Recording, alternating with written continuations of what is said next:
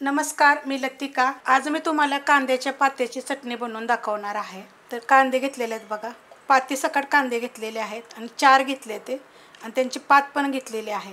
आणि काय केलेले आहे माहिती आहे का, कापून घेतलेले आहेत मोठे मोठे, छोटे छोटे कापले तरी चालतील आणि बारीक आहेत बघा हे कांदे कवळे। काल मी कांद्याच्या पात्याचे वडे पण बनवून टाकलेले आहे, खूप चविष्ट होते बरं का।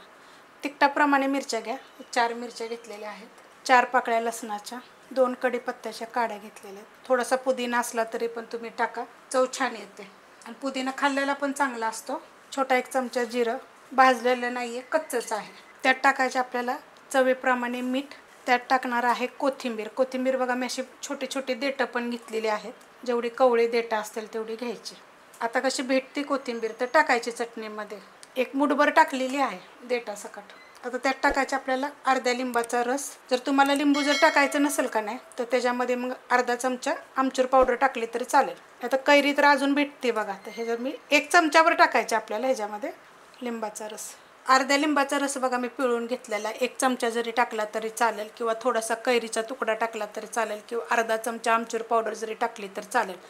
ह्यातलं कुठलं साहित्य नसेल का नाही तर अर्धा चमचा तुम्ही चाट मसाला जरी टाकला तरी चालेल, थोडासा पुदिना टाकला तर चालेल। पाण्याचा वापर करायचा नाही, असंच फिरवून घ्यायचे। ह्याच्यामध्ये तुम्ही छोटा अर्धा चमचा साखर जरी टाकली तर खूप चविष्ट अशी चटणी होते। तसं पण करून बघा, तशा सगळ्या रेसिपी मी अपलोड केलेल्या आहेत, बारीक करून घेते। मिक्सरला बघा मी फिरवून घेतलेलं आहे, एकदम बारीक अशी पेस्ट करायची नाही आहे। जर तुम्हाला पेस्ट करायची असेल ना तर तुम्ही ब्रेडला वगैरे लावून पण तशी खाऊ शकता किंवा वडापाव हे असं करून जरी खाल्लं तरी चालेल। अशा पद्धतीत बनवायची, दरदरी खूप चविष्ट अशी होते बरं का, एकदा करून बघा। रेसिपी आवडली तर लाईक करा, सबस्क्राईब करा, कमेंट करा आणि शेअर बी करा।